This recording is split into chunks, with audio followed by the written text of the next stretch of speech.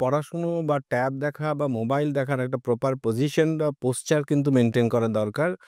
এটা চোখের জন্য টায়ার্ডনেস যেন না হয় এবং ঘাড়ের যেন ব্যথা না আসে সেইজন্য একটু স্ট্রেইট জাস্ট 20 ডিগ্রি ডাউন এরকম একটা পজিশনে বই নিয়ে পড়াটা দরকার আছে টেবিলে অ্যান্ড অ্যাবাউট 1 হ্যান্ড ডিসট্যান্স মানে আমি এইভাবে যদি হাত রাখি যতটুকু ডিসট্যান্স হলো তার একটু বেশি যেন থাকে, কম যেন না থাকে।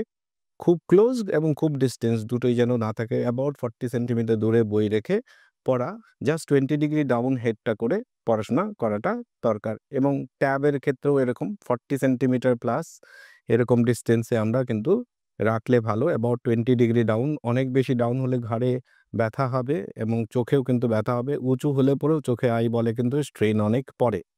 মোবাইলের ক্ষেত্রেও সেটা পারে, হাতেও কিন্তু সেটা একটা স্ট্রেন পড়ে। সেইজন্য মোবাইলটাও কিন্তু আমাদের রেস্ট করে রেখে যদি আমাদের লং টাইম দেখতে হয় সেই সময় কিন্তু রেস্ট ওটাকে স্ট্যান্ডিং পজিশনে রেখে দিয়ে হাতে না রেখে এটা করা দরকার। সেম থিং 20 ডিগ্রি ডাউন করে একটা অ্যাবাউট 40 সেন্টিমিটার ডিসট্যান্সে রেখে এটা পড়লে পরে ভালো।